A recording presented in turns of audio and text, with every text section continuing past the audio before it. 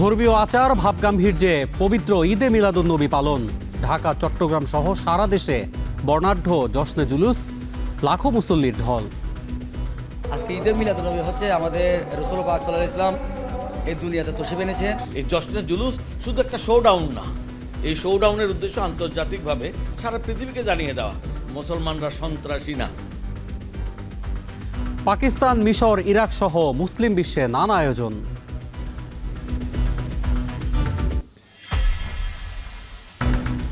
রাতারাতি বৈপ্লবিক পরিবর্তন সম্ভব নয়, ফিরেছে পুলিশের মনোবল। মন্তব্য স্বরাষ্ট্রমন্ত্রীর। পরিস্থিতির আরও উত্তরণ দরকার বললেন রিজভী।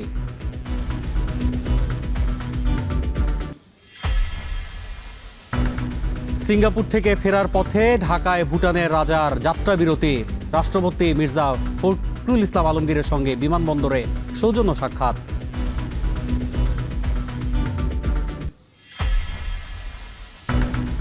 চার মাস পেরিয়ে গেলেও মোংলা থেকে নিখোঁজ তরুণ মিরাজের সন্ধান মেলেনি। জেলেদের থেকে লুটের টাকা লেনদেন ও ডাকাত চক্রের সঙ্গে যোগাযোগ ঘিরে রহস্য। ফোন রেকর্ডস আছে, তুমি যদি না কও আমার কথা মতো তাই কিন্তু তোমারে মার্ডার কেস দেব। 6 লাখ টাকা 6টা বান্ডিল গুনে ওই জেলেরা নিজেরা ওই মিরাজের হাতে উঠে দেয়। মিরাজের দুটো সিম ব্যবহার করতো, সেই দুটো সিমের আমরা যেই অ্যানালাইসিস করে দেখেছি সেটা তার বাড়ির আশেপাশে থাকা অবস্থায় যে বন্ধ হয়েছে অন্তর্বর্তী বন্ধ। অনুসন্ধানে কোস্টগার্ড কর্তৃক মিরাজ শেখকে আটক, জিজ্ঞাসাবাদ বা হেফাজতে নেওয়ার কোনো তথ্য বা প্রমাণ পাওয়া যায়নি। পাকিস্তানের ইসলামাবাদে হাসপাতালে বিস্ফোরণ থেকে ভয়াবহ অগ্নিকাণ্ড। অন্তত 15 নবজাতকের মৃত্যু, একজন উদ্ধার।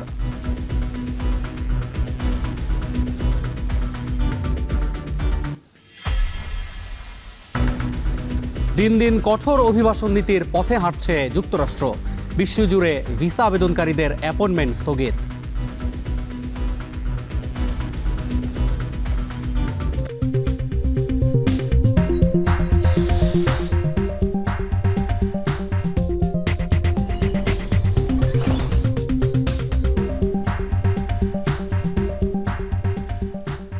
স্বাগত। এখন ঢাকায় পুরো আয়োজনে সঙ্গে আছে আমি অন্যয় কর্মকার।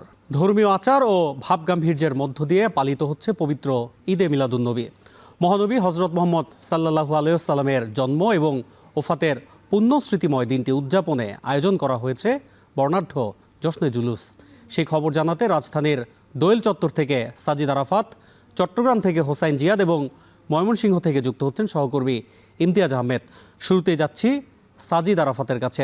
সাজিদ, জানাবেন রাজধানীতে জশ্নে জুলুসের আয়োজন সম্পর্কে বিস্তারিত জানাবেন, আর এই মুহূর্তে কি কি আনুষ্ঠানিকতা রয়েছে সবকিছু আমাদেরকে জানাবেন। অন্যায় ধর্মীয় ভাব গাম্ভীর্যের মধ্য দিয়ে পবিত্র ঈদে মিলাদুন্নবীর যে আয়োজন, সেই আয়োজনগুলো কিন্তু সকাল থেকেই আমরা দেখছি যে পালিত হচ্ছে। এই মুহূর্তে আমি যে জায়গাটিতে রয়েছি দোয়েল চত্বর এলাকায়, এখানে জশ্নে জুলুস অর্থাৎ যে আনন্দ শোভাযাত্রা, প্রিয় নবী হজরত মোহাম্মদ সাল্লাল্লাহু আলাইহি সাল্লামের যে জন্ম এবং জন্মবার্ষিকী উপলক্ষে যে আয়োজন, সেই আয়োজনের কিন্তু আমরা দেখছি যে এখানে যে আনন্দ র্যালি, সেই র্যালি বা জশ্নে জুলুস যেটিকে বলা হয় সেটি কিন্তু অনুষ্ঠিত হচ্ছে এই মুহূর্তে। এটি এর আগে কিন্তু একটি আন্তর্জাতিক শান্তি সমাবেশ অনুষ্ঠিত হয়েছে সোহরাওয়ার্দী উদ্যানে। সেখান থেকে আমরা দেখেছি যে মুসল্লিরা আনন্দ যে র্যালি সেটি কিন্তু বের করে এখান থেকে শিক্ষা ভবন হয়ে দোয়েল চত্বর হয়ে আবার কিন্তু সেই দিকেই ফিরে আসছে এবং তারপরে সেখানে গিয়ে কিন্তু ইসলামিক বয়ান এবং ইসলামিক যে আয়োজনগুলো রয়েছে, হামদ নাদ থেকে শুরু করে ইসলামিক স্কলাররা এখানে রয়েছেন, অনেক দেশ থেকে এসেছেন, মরক্কো, ফিলিস্তিন, এছাড়া তুরস্ক, এই দেশগুলো থেকে কিন্তু বিভিন্ন স্কলাররা এসেছেন। তারা এখানে ইসলামের বয়ান দিয়েছেন এবং মহানবীর রেখে যাওয়া যে আদর্শ, সেই আদর্শের কথা কিন্তু তারা বলেছেন এবং সেই আদর্শকে ধারণ করে এখনকার যে মুসল্লিরা রয়েছেন সেই মুসলিম উম্মাহ এগিয়ে যাবে এবং তারা সমাজে, রাষ্ট্রে শান্তি প্রতিষ্ঠায় ভূমিকা রাখবে, সেই বিষয়গুলো কিন্তু এখানে বয়ান দেওয়া হয়েছে। এবং আপনারা দেখছেন যে এখানে র্যালি হচ্ছে, র্যালিতে বিভিন্ন ধরনের প্লাকার্ড বহন করা হচ্ছে, ইসলামের যে বাণী সম্বলিত বিভিন্ন পতাকা, তারপরে বিভিন্ন ধরনের প্লাকার্ড, বিভিন্ন ধরনের কিন্তু যে ইসলামের বার্তা রয়েছে সেই বার্তাগুলো নিয়েই কিন্তু এখানকার যারা রয়েছেন বিভিন্ন সংগঠন যে আয়োজন করেছে আজকের এই ঈদে মিলাদুন্নবী উপলক্ষে যে আয়োজন, সেই আয়োজনে কিন্তু তারা অংশ নিয়েছেন এবং তারা সেটি বলছিলেন। এখানকার যাদের অংশ নিয়েছেন তাদের সাথে আমরা কথা বলেছি, তারা বলছিলেন যে মহানবী রেখে যাওয়া যে আদর্শ বা যে শান্তির বার্তা সেটি আসলে মুসলিম উম্মার কাছে যেন ছড়িয়ে দেওয়া হয়, সেই বিষয়টিকে কিন্তু তারা জোর দিয়েছেন এবং তারা আদর্শ অনুসরণ করে একটি ন্যায়ভিত্তিক মানবিক সমাজ প্রতিষ্ঠায় মুসলমানরা ভূমিকা রাখবে। সারা বিশ্বে যে হানাহানি চলছে, মুসলিম বিশ্বকে যেভাবে দমন পীড়ন করা হচ্ছে, সেই বিষয়গুলোর কিন্তু তারা প্রতিবাদ জানিয়েছেন এবং বিশেষ করে মুসলিমদেরকে ঐক্যবদ্ধ থাকার যে একটি বার্তা সেটিও কিন্তু দেয়া হয়েছে এবং কোনো ধরনের হানাহানি, ভেদাভেদ, সব ধরনের অশান্তি ভুলে মুসলিমরা শান্তিপূর্ণভাবে সমাজে অবস্থান করবে, সহাবস্থান করবে এবং সেই আদর্শকে ধারণ করে, মহানবীর আদর্শকে ধারণ করে শান্তির বার্তা ছড়িয়ে দেবে। মানুষের যে সৌহার্দ্য, যে সম্প্রীতির বন্ধন সেটি আরও দৃঢ় হবে। সেই বিষয়গুলো কিন্তু আজকের এই জশ্নে জুলুসের যে র্যালি বা যে আয়োজন, সেই আয়োজন থেকে কিন্তু উঠে এসেছে। আমরা দেখেছি এখানে নিরাপত্তা ব্যবস্থা জোরদার করা হয়েছে। এই র্যালিকে ঘিরে কিন্তু কঠোর নিরাপত্তা ব্যবস্থা নেওয়া হয়েছে। পুলিশ, র্যাব থেকে শুরু করে অন্যান্য যে গোয়েন্দা সংস্থার বাহিনীরা রয়েছে তারা এখানে একদম সচেষ্ট অবস্থানে রয়েছে এবং আমরা দেখছি যে এখানে যারা বিভিন্ন প্রান্ত থেকে এসেছেন, দেশের বিভিন্ন প্রান্ত থেকে কিন্তু মুসল্লিরা এখানে অংশ নিয়েছেন এবং তাদের মধ্যে একটি বার্তা আমরা দেখছি, আনন্দের বার্তা বইছে এবং সেই সাথে সৌহার্দ্য, সম্প্রীতির যে কথা সেটি তারা বলছেন এবং সমস্ত বিদ্বেষ ভুলে গিয়ে, হানাহানি ভুলে গিয়ে মুসলিম উম্মাহ শান্তিপূর্ণভাবে অবস্থান করবে এবং মানুষের যে ভেদাভেদ, সেই ভেদাভেদ দূর হবে এবং মহানবীর যে রেখে যাওয়া আদর্শ, সেই আদর্শকে ধারণ করে এই জীবনে যারা যত কাজ আছে সেই কাজগুলো করবেন এবং তার বিনিময়ে আখিরাতে হয়তো বেহেশতের যে হিসেব নিকে বেহেশতে পাওয়ার যে বিষয়টি রয়েছে সেটি তারা কামনা করছেন এবং এই যে জশ্নে জুলুসের আয়োজন সেটি আরও দিনব্যাপী চলবে। আজকে রাজধানীর বিভিন্ন জায়গায় কিন্তু এই আয়োজন চলছে এবং আমরা এই মুহূর্তে যেখানে রয়েছি সেই আয়োজনে কিন্তু আর কিছুক্ষণের মধ্যেই এই র্যালিটি শেষ হবে। এই ছিল আমার কাছে সবশেষ খবর। রাজধানী থেকে এবার আমরা যাব চট্টগ্রামে, সেখানে আছেন সহকর্মী হোসাইন জিয়াদ। জিয়াদ, জানাবেন চট্টগ্রামে জশ্নে জুলুস থেকে কি বার্তা দিচ্ছেন আলেম উলামাগণ? চট্টগ্রামের মূল যে আকর্ষণ ঈদে মিলাদুন্নবীতে সেটি হচ্ছে জশ্নে জুলুস। আজকে ভোরের পর থেকে আসলে এই জশ্নে জুলুসকে কেন্দ্র করে লাখো লাখো মানুষ চট্টগ্রামের যেই বিবিরহাট সুন্নিয়া মাদ্রাসা সেখানে জড়ো হয়েছিলেন। সকাল 10টার দিকে সেই জশ্নে জুলুসটি শুরু হয় এবং এখন প্রায় 2 ঘন্টা পার হয়েছে। আপনারা সড়ক যদি দেখেন, আমি মুরাদপুরের যে এলাকা সেই এলাকাটিতে আছি এখনও এবং জনসমুদ্র পুরো সড়কের চারপাশ এবং পুরো চট্টগ্রামে আসলে নবীপ্রেমী মানুষের যে ঢল, সেই ঢল আজকে রাজপথে নেমেছে। বিবিরহাট সুন্নিয়া মাদ্রাসা হয়ে সেটি আজকে এই মুরাদপুর, 16 শহর এবং 2 নম্বর গেট, জিসি, লালখান বাজার, টাইগার পাস হয়ে আবারও বিবিরহাট যে মাদ্রাসা সেখানে এসে দোয়া ও মুনাজাতের মধ্য দিয়ে শেষ হবে। এই জশ্নে জুলুসের যে নেতৃত্ব দিচ্ছেন পাকিস্তান থেকে আসা আল্লামা সাবের শাহ, বংশ পরম্পরায় তার দাদা, বাবা এবং তিনি এখন নেতৃত্ব দিচ্ছেন। 1974 সাল থেকে এই জশ্নে জুলুস বা পদযাত্রার আয়োজন করা হচ্ছে এবং এবার 55তম বারের মতো আয়োজন এবং যারা আয়োজক তারা বলছিলেন প্রায় 50 লাখের মতো মানুষ বিশ্বের বৃহত্তম এই জুলুসে অংশ নিয়েছে এবং সড়কে আমরা দেখছি শিশু, কিশোর, বৃদ্ধ থেকে শুরু করে নানা বয়সী, নানা শ্রেণী পেশার মানুষ, ধনী, গরিব নির্বিশেষে আসলে এই জুলুস বা পদযাত্রায় অংশ নিয়েছেন। প্রায় 10 কিলোমিটারের এই পদযাত্রা, যেখানে নবীপ্রেমী কাফেলা ছুটে যাচ্ছে পুরো সড়ক ধরে এবং আয়োজকরা বলছেন এটি শুধু একটি আনুষ্ঠানিকতা নয়, কোনো নিছক কোনো পদযাত্রা নয়, এটির মধ্য দিয়ে ইসলামের যে সম্প্রীতির বা শান্তির বার্তা, ধনী গরিব নির্বিশেষে একসাথে কাঁধে কাঁধ মিলিয়ে চলার যে যাত্রা, সেই যাত্রাটির আসলে একটি বহিঃপ্রকাশ এবং ইসলাম যে একটি শান্তিপূর্ণ ধর্ম, রসুল যে একটি মানবতার মুক্তির দূত হিসাবে এসেছিলেন, বিভিন্ন ক্ষেত্রে তিনি যে আইন প্রতিষ্ঠা করেছেন, শান্তির বার্তা দিয়েছেন, হানাহানি বন্ধ করেছেন, সেই বিষয়গুলো মূলত তুলে ধরে। তো আমরা সড়ক জুড়ে দেখছি যে এই বিশাল পথ জুড়ে ছোট ছোট গাড়িতে করে অনেকে আসছেন দেশের নানা প্রান্ত থেকে। গতকাল রাতেও এসে এখানে অবস্থান নিয়েছেন এবং সড়কের 2 পাশে আমরা দেখছি বিভিন্ন মানুষ, তারা শরবত, খেজুর, চকলেট সহ নানা খাদ্যদ্রব্য এখানে দিচ্ছেন। তো আয়োজকদের পক্ষ থেকে বলা হচ্ছে যে এই পদযাত্রাটি দুপুর 2টার আগে আসলে শেষ হবে। সেখানে জোহরের নামাজের পর যিনি আছেন আল্লামা সাবের শাহ, নেতৃত্ব যিনি দিচ্ছেন তিনি দোয়া এবং মুনাজাতের মধ্য দিয়ে তিনি এই পদযাত্রাটির আনুষ্ঠানিক সমাপ্তি ঘোষণা করবেন। তো আমরা দেখছি যে শান্তিপূর্ণ একটি পদযাত্রা এবং সবাই এই মুহূর্তে পদযাত্রাটি জিসি মোড় পার হয়ে ওয়াসা ঘুরে আসলে আসছে। তো আশা করা হচ্ছে যে দুপুর 1:30 থেকে 2টার মধ্যে এই জশ্নে জুলুস শেষ হবে এবং এখানকার যে বার্তা, শান্তির যে ইসলামের বার্তা, সেই বার্তাটি নিয়ে সবাই ফিরে যাবে। চট্টগ্রাম থেকে আমরা এবার যেতে চাই ময়মনসিংহে। সেখানে আছেন সহকর্মী ইমতিয়াজ। ইমতিয়াজ, জানাবেন ময়মনসিংহে ঈদে মিলাদুন্নবী উদযাপনে কি কি আয়োজন রয়েছে?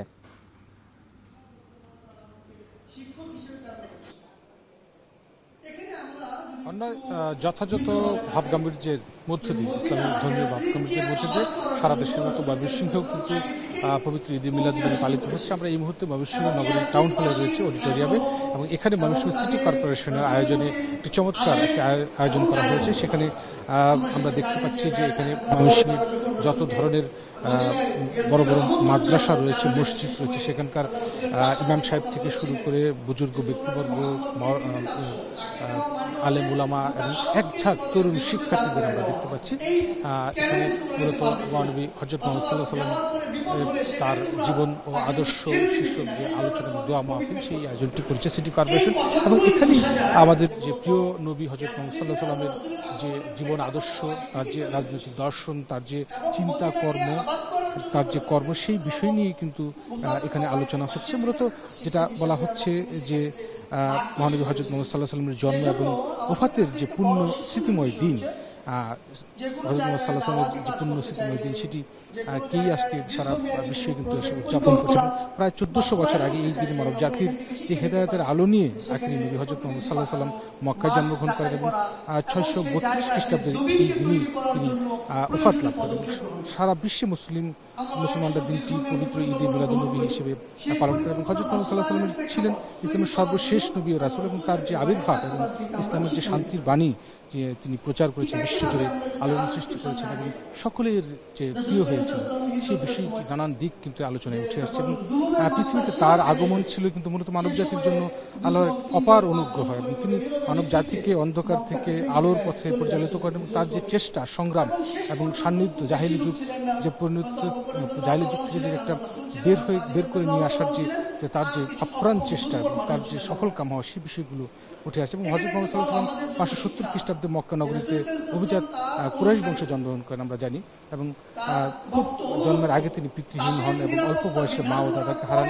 প্রকৃতপক্ষে তিনি জগৎ সংসারের আশ্রয়ের পরিবর্তে মহান আল্লাহর আশ্রয়ে লালিত পালিত হন এবং 40 বছর বয়সে 510 খ্রিস্টাব্দে তিনি নবুয়ত লাভ করেন। এরপর দীর্ঘ 23 বছর তিনি আল্লাহর বাণী প্রচারে নিজেকে নিজের সব কিছুই উৎসর্গ করেন। তিনি এমন এক জীবন দর্শন দেখেন যা মুসলমানদের বিজয় জাতিতে পরিণত করে। তার শিক্ষা, অনুপ্রেরণা, মুসলিম জাতির নীতি নৈতিকতা, জ্ঞান বিজ্ঞান, শিক্ষা, সব কিছুতেই কিন্তু সেটার ছাপ ফেলে। এবং যেটা বলা হচ্ছে, সারা বিশ্বের যে অস্থিরতা, সারা বিশ্বের যে হানাহানি, যুদ্ধ বিগ্রহ এবং যে বিভিন্ন বিপথে মানুষ যাচ্ছে, সেই জায়গা থেকে মানুষ যেন আমাদের প্রিয় নবী হযরত মুহাম্মদ সাল্লাল্লাহু আলাইহি ওয়াসাল্লামের জীবন দর্শন, তার চিন্তা, সেগুলো যদি অনুসরণ করে একটি মানবিক পৃথিবী গড়ে উঠবে এবং একটি বাংলাদেশ বা আগামী বাংলাদেশ গড়ার জন্য তার জীবন দর্শন, আদর্শটাকে সামনে নিয়েই কিন্তু আলোচনা করছে এবং সেই জায়গাতেই আলোচনা উঠেগুলো আসছে।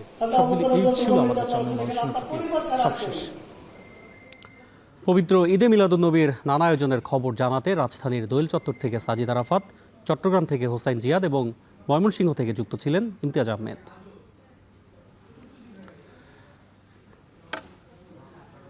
বিশ্বের বিভিন্ন দেশে ধর্মীয় আচার ভাবগাম্ভীর্যে পালিত হচ্ছে পবিত্র ঈদে মিলাদুন্নবী। পাকিস্তান, মিশর, ইরাক সহ মুসলিম বিশ্ব স্মরণ করছে মহানবী হযরত মুহাম্মদ সাল্লাল্লাহু আলাইহি ওয়াসাল্লামের স্মৃতিময় দিনটি। ইসলামী জ্ঞান বিজ্ঞানের কেন্দ্রবিন্দু ইরাকে ভিন্ন আমেজে পালিত হলো ঈদে মিলাদুন্নবীর আনুষ্ঠানিকতা। বাগদাদের মসজিদে খতমে কুরআন, নাথ, ইসলামী প্ল্যাকার্ড সহ র্যালির আয়োজন করা হয়। ইয়েমেনের রাজধানী সানায় বিশাল সমাবেশে জড়ো হন লাখো মুসল্লি। বর্ণিল আলো ও আতশবাজিতে ফুটে ওঠে সানা শহর। সোমালিয়া আয়োজন করা হয় বিশাল সমাবেশ। পরে উট কোরবানির মাধ্যমে যথাযোগ্য ধর্মীয় ভাবগাম্ভীর্যের মাধ্যমে পালিত হয় ঈদে মিলাদুন্নবী। এছাড়া তিউনিসিয়ায় নানা আচার অনুষ্ঠানের মধ্য দিয়ে পালন করা হয় পবিত্র ঈদে মিলাদুন্নবী।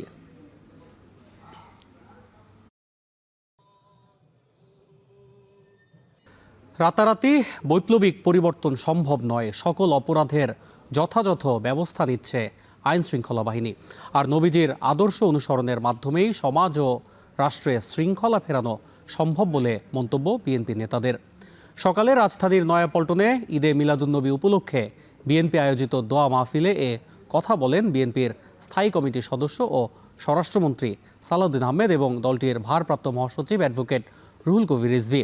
এ সময় রংপুরে একই পরিবারের 4 জনকে হত্যার ঘটনায় অপরাধীকে দ্রুত গ্রেপ্তার করায় সরকারকে ধন্যবাদ জানান রিজভী। সামগ্রিক পরিস্থিতি খারাপ না হলেও এখান থেকে উত্তরণ প্রয়োজন বলেও মন্তব্য করেন তিনি। এ সময় স্বরাষ্ট্রমন্ত্রী সালাউদ্দিন আহমেদ বলেন, যৌক্তিক সময়ের মধ্যে প্রতিটি ঘটনার বিরুদ্ধে ব্যবস্থা নিচ্ছে আইন শৃঙ্খলা বাহিনী। সরকারের প্রথম 6 মাসে পুলিশের মনোবলও ফিরে এসেছে।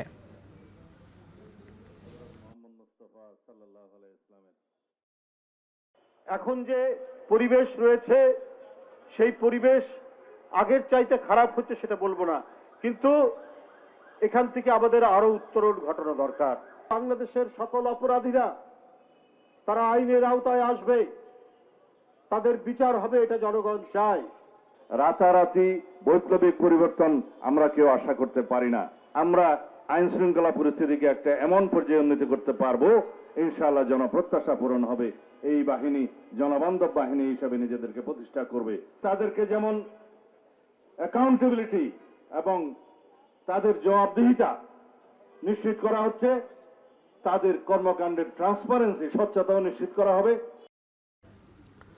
ভুটানের রাজা জিগমে খেসার নামগে ওয়াংচুক ঢাকায় যাত্রা বিরতিকালে রাষ্ট্রপতি মির্জা ফখরুল ইসলাম আলমগীরের সঙ্গে বিমানবন্দরে সৌজন্য সাক্ষাৎ করেছেন। ভোরে ভুটানের রাজাকে বহনকারী বিমান সিঙ্গাপুর থেকে ভুটান যাওয়ার পথে হজরত শাহজালাল আন্তর্জাতিক বিমানবন্দরে যাত্রা বিরতি করে। সাক্ষাতে দুই দেশের স্বার্থ সংশ্লিষ্ট বিভিন্ন বিষয়ে সৌহার্দ্যপূর্ণ আলোচনা হয়। এ সময় রাষ্ট্রপতি ভুটানের রাজা ও রাজ পরিবারের সদস্যদের সুবিধাজনক সময়ে বাংলাদেশে রাষ্ট্রীয় সফরের আমন্ত্রণ জানান। এ সময় ভুটানের রাজা রাষ্ট্রপতি হিসেবে দায়িত্ব গ্রহণের জন্য মির্জা ফখরুল ইসলাম আলমগীরকে অভিনন্দন জানান। আলাপকালে রাষ্ট্রপতি বলেন, বাংলাদেশ ও ভুটানের মধ্যে গভীর ও ঐতিহাসিক সম্পর্ক রয়েছে। 1971 সালের 6 ডিসেম্বর বাংলাদেশকে স্বীকৃতি দেয়া বিশ্বের প্রথম দেশ ভুটান।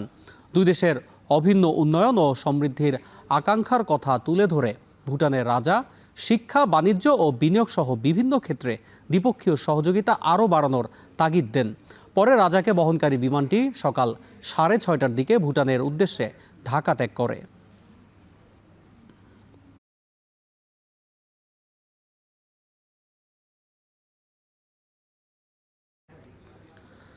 গেল 10 এপ্রিল মোংলার প্রত্যন্ত এলাকা জয়মণি ঘোল থেকে নিখোঁজ হন স্থানীয় বাসিন্দা মিরাজ শেখ। দিন গড়িয়ে মাস পেরোলেও মেলেনি তার খোঁজ। কিন্তু এই নিখোঁজের ঘটনা ঘিরে তৈরি হয়েছে রহস্য। পরিবারের দাবি, আইন শৃঙ্খলা বাহিনী তাকে তুলে নিয়ে গেছে, কিন্তু অনুসন্ধানে সামনে আসে চাঞ্চল্যকর সব তথ্য। প্রত্যক্ষদর্শীদের বক্তব্যে অসঙ্গতি, নিখোঁজের রাতে রহস্যময় ফোন কল, 6 লাখ টাকার আর্থিক লেনদেন এবং ডাকাত চক্রের সঙ্গে যোগাযোগের চাঞ্চল্যকর তথ্য। মিরাজ কি সত্যি গুম হয়েছেন, নাকি এই নিখোঁজের নেপথ্যে রয়েছে অন্য কোনো গভীর অপরাধের সমীকরণ? অনুমানের পর্দা সরিয়ে প্রমাণের আলো ফেলতে আবু বকর মুনের ছবিতে শাহরিয়ার জামান দ্বীপের বিশেষ অনুসন্ধান।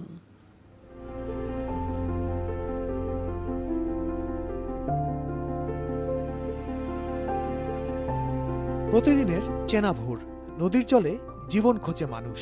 এই চিরচেনা প্রবাহের মাঝেই হঠাৎ থমকে গেছে একটি জীবন। ঘটনা গত 10 এপ্রিলের। এরপর ঋতু বদলালো, তবু মিলল না উত্তর। মিরাজ শেখ, নদীর ঢেউয়ের মতো যিনি হারিয়ে গেছেন কোনো এক অদৃশ্যের টানে। তিনি কি সত্যি হারিয়ে গেছেন, নাকি তাকে কেড়ে নিয়েছে কোনো অন্ধকার? এই প্রশ্নের উত্তর খুঁজতেই মংলার জয়মণি ঘোলের দিকে যাত্রা। প্রথম গন্তব্য মিরাজ শেখের বাড়ি। তবে সেখানে গিয়ে দেখা যায় তালা ঝুলছে। স্থানীয়রা জানান, মোটরসাইকেল চালিয়ে করা আয় রোজগারে সংসার চলত মিরাজ শেখের। মাছ ও কাঁকড়া ধরতে যেতেন সুন্দরবনে। ঘটনার পর থেকে মাঝে মধ্যে নিজের বাড়িতে আসেন মিরাজের স্ত্রী, কারণ এখন তাকে থাকতে হচ্ছে পাশে বাপের ভিটায়। খালি খালি কেউ ধরে না, এমন কিছু রোজগার এই পর্যন্ত কারো শুধু কারো ক্ষতি করে নাই। এরপরে যাত্রা মিরাজের শ্বশুর বাড়ির দিকে। পথেই পেয়ে যাই মিরাজের শ্বশুরকে। আমি সৈন্য আমি গেছি যাইয়া ওইখানে যাই দেখছি কি আরে আপনার পল্টন নিয়ে এনেছে, কোস্টগার্ড নিয়ে এনেছে। 2 জন কোস্টগার্ড, ওই যে শুনতেছি যে 2 জন কোস্টগার্ড এনেছে, যে তারা সে সময় সিভিলে ছিল, সে সময় পোশাকধারী ছিল না।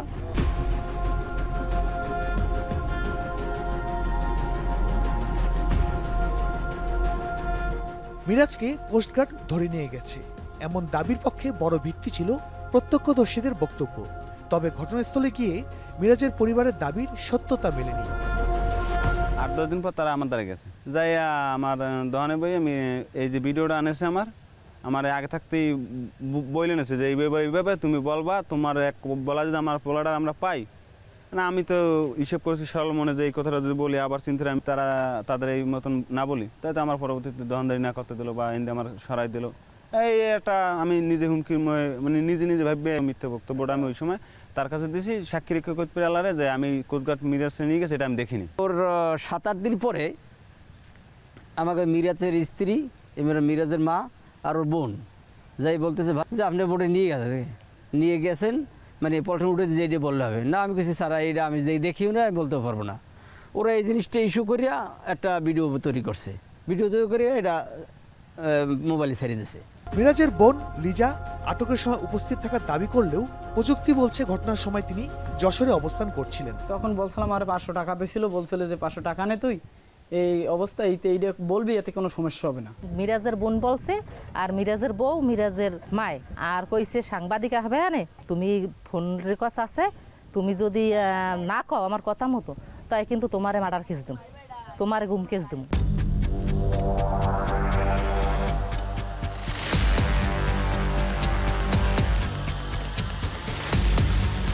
মিরাজের পরিবারের দাবি সন্ধ্যার আগেই তাকে ধরে নিয়ে যাওয়া হয়েছে। তবে তথ্যপ্রযুক্তি বলছে মিরাজ নিখোঁজ হওয়ার দিন সন্ধ্যা 7:11 একটি ফোন কল এসেছিল। কে সেই ব্যক্তি? সূত্র ধরে সামনে আসে সুন্দরবনের এক সময়ের আলোচিত নাম ডাকাত ছোট সুমন। টাকা পয়সা কালেকশন করাইতাম, বাজারঘাট দিয়ে যেত, অস্ত্রগুলো এগুলো মনে করেন ওর কাছে দিয়ে যাইতো, ওইগুলো পুষে দিয়ে যেত আমার এইখানে সুন্দরবনে। সাগরের জাইলে আনছিলাম, ওই টাইমে ওই জাইলেরা হচ্ছে 6.5 লাখ টাকা দিয়েছিল। সেই টাকা নিখোঁজের 5-6 দিন আগে দিয়েছিল, টাকাটা ছিল বাজার থেকে। দিনকারও আমার ওইখানে রাত্রে যাওয়ার কথা, তার আগের দিনও বলছে যে আমি আজকে আসতেছি, ওইভাবে আমার 3 দিন আর কি আসতেছি বলছে। সুমনের কথার সূত্র ধরে যেতে চাই সেই ব্যক্তির কাছে যে মিরাজকে টাকা দিয়েছিল।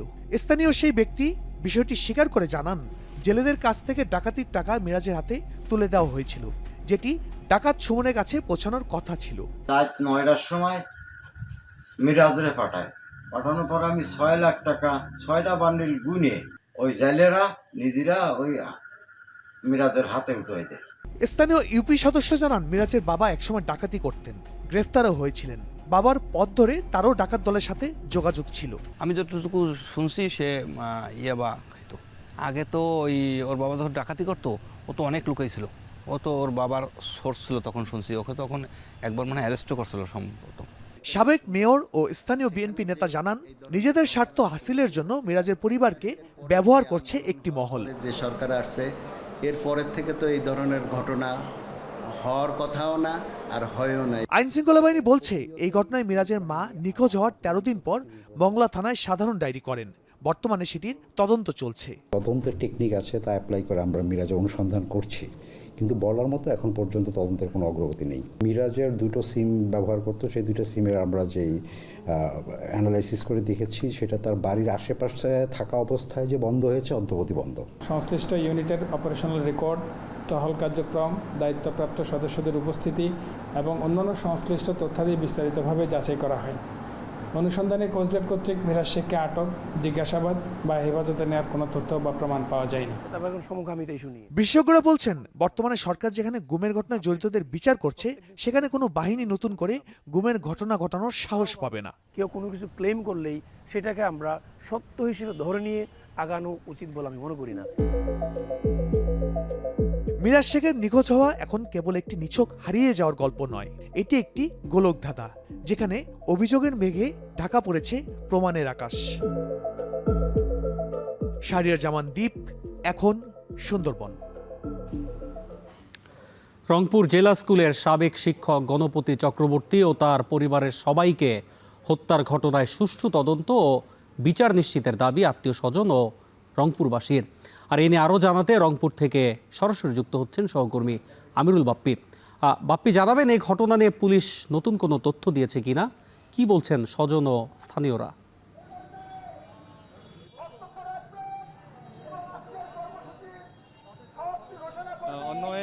পুলিশের পক্ষ থেকে এখনো পর্যন্ত নতুন কোনো তথ্য পাওয়া যায়নি। আমি নিশ্চয়ই জানেন যে ইতিমধ্যেই তদন্তকারী সংস্থা চেঞ্জ হয়েছে, কোতোয়ালি থানা থেকে যে গোয়েন্দা সংস্থায় গেছে এবং তাদের আজকে ফরেন্সিকের জন্য যে আলামত সেগুলো পাঠানোর কথা। তো এলাকাবাসী এবং পুরো রংপুরবাসী উত্তাল হয়ে আছে পুলিশের এই কার্যক্রম নিয়ে। একের পর এক তারা প্রশ্ন তুলছেন, বিভিন্ন সামাজিক যোগাযোগ মাধ্যমে তারা প্রশ্ন তুলছেন, যে প্রশ্নগুলো আসলে প্রথম দিন থেকেই ঘুরপাক খাচ্ছে এবং সেটারই প্রেক্ষিতে বিভিন্ন কর্মসূচি পরের দিন থেকেই চলছে। আজকে যেমন সকাল 11টায় সুজন অর্থাৎ সুশাসনের জন্য নাগরিক যে সংগঠনটি আছে তারা মানববন্ধন করেছে। এই মুহূর্তে বাংলাদেশ কমিউনিস্ট পার্টি রংপুর জেলা কমিটি তারা মানববন্ধন করছে এবং সবারই একটাই কথা, এই যে প্রশ্নগুলো মানুষের মনে ঘুরপাক খাচ্ছে সেগুলো এমনি এমনি খাচ্ছে না। পুলিশের যে বক্তব্য সেই বক্তব্যের প্রেক্ষিতে এই প্রশ্নগুলোর জন্ম হয়েছে এবং এই উত্তর দ্রুত পুলিশকে খুঁজে দেওয়ার তারা দাবি জানিয়েছেন। একই সাথে তারা সুষ্ঠু তদন্ত দাবি করেছেন, যেন প্রকৃত দোষী তারা একেবারে দৃষ্টান্তমূলক শাস্তি পায়, সেই দাবিটি তারা বারবার করছেন এবং বিভিন্ন ধরনের প্রশ্নগুলো বারবার ঘোরাফেরা করছে। যেমন এত দ্রুত সময়ের মধ্যে যে আসামি ধরা হলো, তাদের যে জবানবন্দি, পুলিশের কাছে দেওয়া জবানবন্দি এবং আদালতে দেওয়া জবানবন্দি, এই জবানবন্দিগুলোর মধ্যে একটু গরমিল আছে। সেই গরমিল কেন হচ্ছে এটার প্রশ্নের উত্তর খুঁজছেন এখানকার স্থানীয় মানুষ সহ গণমাধ্যম কর্মী, যারা সামাজিক যোগাযোগ মাধ্যমে লেখেন, যারা অপরাধ বিশ্লেষক আছেন, তারা সবাই এই উত্তরগুলো খোঁজার চেষ্টা করছেন এবং পুলিশের সাথে যে তথ্যের যে গরমিল, এই তথ্যের গরমিল যেন না হয়। বারবার তারা বলছেন যে পুলিশের কাছে আসলে নিরাপত্তা চাই, সেই নিরাপত্তা যদি পুলিশ নিশ্চিত করতে না পারে তাহলে আরও সামনের দিনগুলোতে ভয়াবহ অবস্থা আসতে যাচ্ছে, এরকমটি তারা দাবি করছেন। তো এই ছিল আমার কাছে রংপুর থেকে সবশেষ অবস্থা। রংপুর থেকে বিস্তারিত জানাচ্ছিলেন সহকর্মী আমিরুল বাপ্পি। আধিপত্য বিস্তার নিয়ে সংঘর্ষ আর ককটেল বিস্ফোরণের ঘটনায় বারবার আলোচনায় নাম এসেছে শরীয়তপুরের জাজিরার। ককটেল তৈরি, মজুত ও ব্যবহার পরিণত হয়েছে নিত্যদিনের ঘটনায়। সবশেষ দুপক্ষের সংঘর্ষে ককটেল বিস্ফোরণে প্রাণ গেছে একজনের, আহতদের কয়েকজন চিকিৎসাধীন। এর আগে ককটেল তৈরি ও মজুতের সময় বিস্ফোরণেও ঘটেছে হতাহতের ঘটনা। এতে আতঙ্কে দিন কাটাচ্ছেন সাধারণ মানুষ। বিস্তারিত জানাচ্ছেন কাজী মনিরুজ্জামান। শরীয়তপুরের জাজিরায় কখনো সংঘর্ষে আবার কখনো ককটেল তৈরি ও মজুদের সময় ঘটছে বিস্ফোরণ।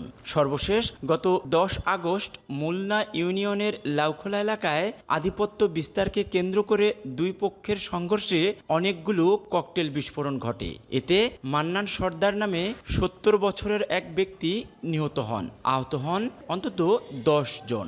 বিস্ফোরণে রিপন মোল্লা নামে এক ব্যক্তির কবজি বিচ্ছিন্ন হয়ে যায়। আতঙ্ক সৃষ্টি, দুই বাড়ির পিছনে পড়ছে, ওরকম করে আমরা আতঙ্কই থাকতেছি এখানে পড়ে। বিলাসপুরের চেরাগালি ব্যাপারী কান্দির নবীন হোসেন ককটেল তৈরির সময় বিস্ফোরণে নিহত হন। সন্তান হারানোর শোক আজও কাটেনি পরিবারের। আমি চাই যে আমার সন্তান হারাইছে, এমন জানি কারো সন্তান না হারায়, কারো মার বুক খালি না হয়, আমার রক্তের উপরে জানি সব ঠান্ডা হয়ে যায়। আপনারা ঠান্ডা করে দেন। কোথাও কোথাও গোপনে ককটেল তৈরি ও মজুত করার অভিযোগ রয়েছে। এতে ঝুঁকিতে পড়েছেন সাধারণ মানুষ। খেতে খোলা আমরা যাই, হঠাৎ করে বম ফুটে। আর নিজেদের যে ক্ষমতা সেটা ধরে রাখার জন্য সবসময় মজুত রাখে, স্টক রাখে, যাতে যে কোনো মুহূর্তে লাগতে পারে। ওইগুলাই মাঝে মধ্যে বিস্ফোরণ হয়। একাধিক ঘটনায় মামলা হলেও পরিস্থিতির উন্নতি নেই বলে দাবি স্থানীয়দের। খালি কইছি কি মামলা নিব, অহন নইব না তখন নইব, আজ হইব না কাই লিব। পুলিশ বলছে জড়িতদের বিরুদ্ধে আইনগত ব্যবস্থা নেওয়া হচ্ছে, পাশাপাশি সংঘাতপ্রবণ এলাকায় নজরদারি বাড়ানো হয়েছে। যারা বোমা ব্যবহারকারী এবং যারা মূল যোগানদাতা তাদেরকে যেহেতু আমরা আইনের আওতায় অলরেডি এনেছি, আশা করি যে এই সমস্যাটা অচিরে আপনারা দেখতে পারবেন এখানে, এবং বিলাসপুর শীঘ্রই আপনারা দেখতে পারবেন যে আগে থেকে অনেক বেশি নিরাপদ অঞ্চল বলে আপনারা বুঝতে পারবেন। পুলিশের তথ্য অনুযায়ী সম্প্রতি শুধু বিলাসপুরেই অন্তত 8টি স্থানে মজুদকৃত ককটেল বিস্ফোরণের ঘটনা ঘটেছে। এছাড়া উপজেলার বিভিন্ন এলাকায় সংঘর্ষে ককটেল ব্যবহারের আরও কয়েকটি ঘটনা ঘটেছে। নিরাপদ পরিবেশে স্বাভাবিক জীবনযাপনেই বিলাসপুরের মানুষের মূল প্রত্যাশা। ককটেল আতঙ্কের স্থায়ী সমাধানে প্রশাসনের কার্যকর উদ্যোগের অপেক্ষায় বিলাসপুরবাসী। কাজী মনিরুজ্জামান, এখন শরীয়তপুর। বিএনপির প্রতিষ্ঠাবার্ষিকী উদযাপন উপলক্ষে আয়োজিত দলের যৌথ সভা শেষে বক্তব্য রাখছেন বিএনপির ভারপ্রাপ্ত মহাসচিব অ্যাডভোকেট রুহুল কবির রিজভী। সরাসরি চলে যাচ্ছি সেখানে। রাষ্ট্রপতি, সাবেক রাষ্ট্রপতি জিয়াউর রহমান, বন্ধুরা আমার, তিনি এদেশের 3টি প্রত্যয়কে সামনে নিয়ে এই দলটি গঠন করেছিলেন। একটা হলো স্বাধীনতা, সার্বভৌমত্ব, সুরক্ষা আর গণতন্ত্র। এই স্পিরিটকে সাথে নিয়ে তিনি দেশকে উন্নয়ন উৎপাদনের এক দ্রুত ধাবমান পথে অগ্রসর করা। আমরা একটি জাতি স্বাধীনতার পর বিদেশিরা নাম দিয়েছিল তলাবিহীন ঝুড়ি, সেই জাতিকে খাদ্যে স্বয়ংসম্পূর্ণ করেছে, সেই জাতিকে নিরক্ষর মানুষকে অক্ষর দান করেছে। খাল কেটে তিনি পানি সংরক্ষণের ব্যবস্থা করে একদিকে মানুষের পুষ্টি সাধন করা মৎস্য চাষের মধ্যে দিয়ে, আবার অন্যদিকে ফসল উৎপাদন দ্বিগুণ তিনগুণ করেছিলেন। তিনি হলেন শহীদ রাষ্ট্রপতি জিয়াউর রহমান। যখন অর্থনৈতিক অবস্থা খুবই দুর্বল, সেই মুহূর্তে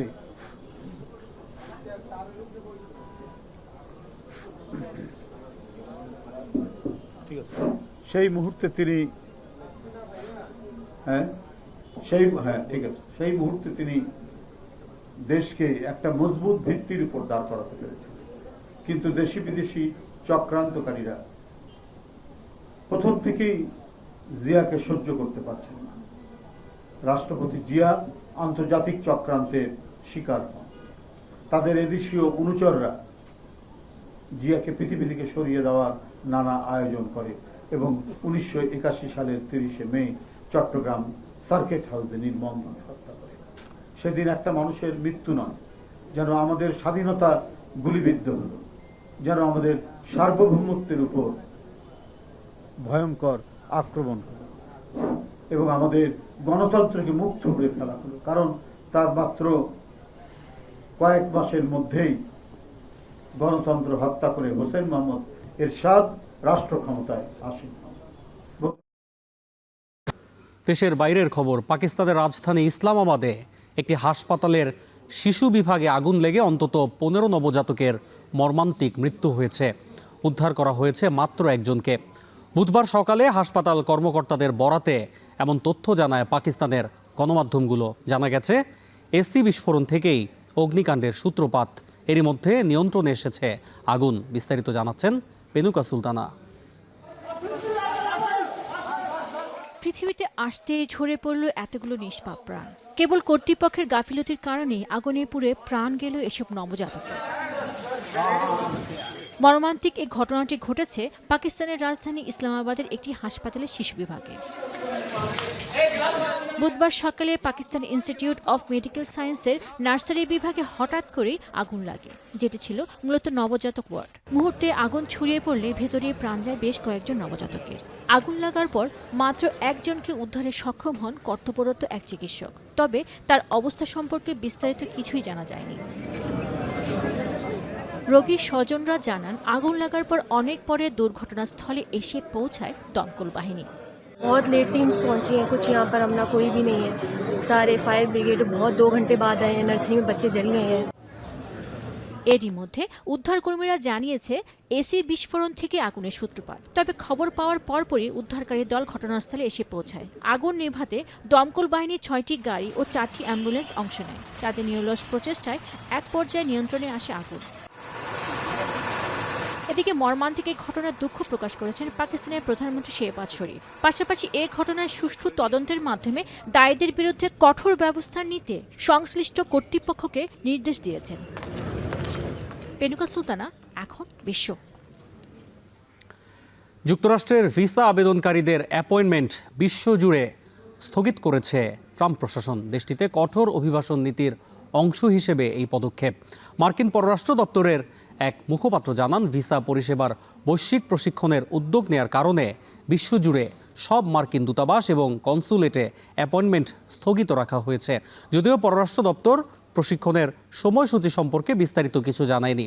ভিসা আবেদনকারীদের বাদ দেওয়ার কারণ মার্কিন সরকারি সুবিধার উপর নির্ভরশীল হওয়া। ভিসা আবেদনকারীদের মূল্যায়ন নিয়ে পরিচালিত হচ্ছে এই প্রশিক্ষণ। এসব বিষয়ে কনসুলার কর্মকর্তাদের দক্ষ করে তোলা হবে। যাদের সাক্ষাৎকার পূর্ব নির্ধারিত ছিল তাদের অ্যাপয়েন্টমেন্টের তারিখ পুনর্নির্ধারণ করার বিষয়েও এখনও কিছু জানানো হয়নি। এশিয়া কাপ ও 20তম এশিয়ান গেমসের দল থেকে ছিটকে গেলেন বাংলাদেশ নারী দলের বাঁহাতি পেসার ফারিহা ইসলাম তৃষ্ণা। উরুর চোটে শেষ মুহূর্তে স্বপ্নভঙ্গ হয়েছে এই পেসারের। বুধবার এক সংবাদ বিজ্ঞপ্তিতে বিষয়টি জানিয়েছে বাংলাদেশ ক্রিকেট বোর্ড। এমআরআই পরীক্ষায় তৃষ্ণার ডান উরুতে গ্রেড 2 টিয়ার ধরা পড়েছে। সুস্থ হতে 4 থেকে 6 সপ্তাহ সময় লাগতে পারে বলে জানিয়েছে বিসিবি। 23 বছর বয়সী তৃষ্ণা ছিলেন এশিয়া কাপ ও এশিয়ান গেমসের ঘোষিত দলের গুরুত্বপূর্ণ সদস্য। বুধবার দলের সঙ্গে আরব আমিরাতে যাওয়ার কথা থাকলেও চোটের কারণে 2টি টুর্নামেন্ট থেকেই ছিটকে গেলেন তিনি। তৃষ্ণার বদলি হিসেবে জাতীয় দলে প্রথমবার ডাক পেয়েছেন 17 বছর বয়সী ডানহাতি পেসার ফারজানা ইয়াসমিন। এখনও আন্তর্জাতিক ক্রিকেটে অভিষেক না হলেও এবারই প্রথম জাতীয় দলের স্কোয়াডে জায়গা করে নিলেন এই পেসার।